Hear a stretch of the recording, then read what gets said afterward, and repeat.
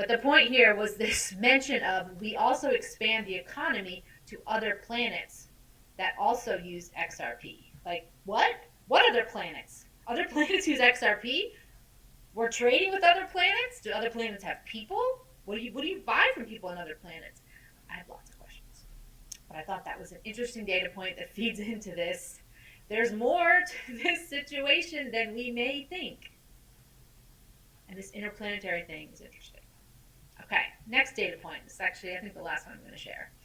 But this ties into Antarctica. And I could make a whole video about Antarctica. And if you are like me and you know a lot about it, you know that this is one of the more fascinating rabbit holes of rabbit holes. I truly believe there is a lot more to Antarctica than we have been led to believe. So by this definition of occult, fits right in there. And the stuff that I think we don't know about it fits into this occult thing. It goes back even to World War II. There were military reports that stuff was going on down there. It's also strange you can't fly over it, and it's considered to be, you and I can't just go there unless it's part of like an official tour, which are very, I think, heavily restricted. Like you can't just go wherever you want.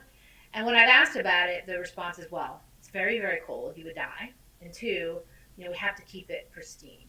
But there was like a woman last year who drove her car across it for charity. And some guy, I have a Google alert on Antarctica, so I get all the articles. And a guy just announced that he's going to ride his fancy mountain bike across Antarctica. So I was like, wait a minute. I thought this was so dangerous you couldn't go there.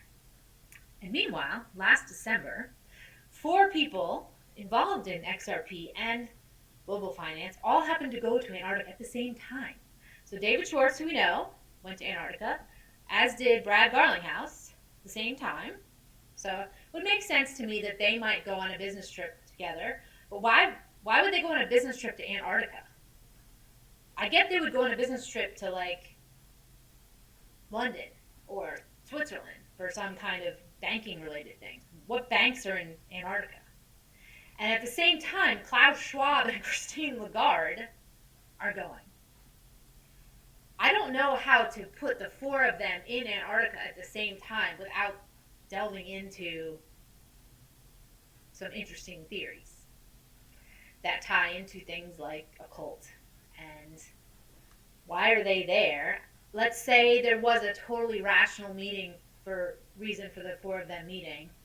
And, they're going, the World Economic Forum is going to somehow use Ripple as a sponsor or something, and the IMF is part of it. Like, I could sort of see that, but why are they not meeting in a conference room in Paris? Why are they meeting in Antarctica? I thought it was so cold and so, like, environmentally important that you can't just, like, trample on there unless it's absolutely necessary. So I don't really see a logical reason why the 4 of them went to Antarctica unless it ties into some sort of occult thing. And I don't hear about, like, the Solana people or, Avalanche developers going to Antarctica for meetings with Klaus Schwab and the IMF. So there is something special and unique about XRP specifically. Ties into the occult. I haven't yet figured out how it all started, these connections. It's not as easy to figure out as you might think. If you know about the backstory on it, please hook me up in the comments and let me know where to look, because I can maybe make another video at some point about part 2. So that is what I've uncovered so far about the connections between XRP and the occult.